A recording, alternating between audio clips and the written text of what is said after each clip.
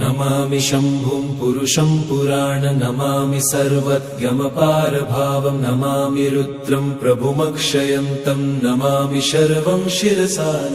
नमामि देवं परमव्ययम् उमापतिं लोकगुरुं नमामि नमामि दारिद्र्यविदारणं नमामि रोगापहरणं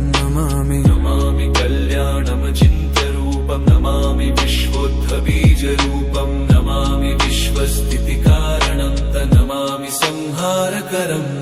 नमामि गौरीप्रियमव्ययं तं नमामि नित्यं क्षरमक्षरं तं नमामि चिद्रूपममेयभावं त्रिलोचनं तं शिरसा नमामि कारुण्यकरं भवस्य भयङ्करं वापि सदा नमामि दातारं दीप्सितान नमामि सोमेशमुमेशमादमामि वेदत्रय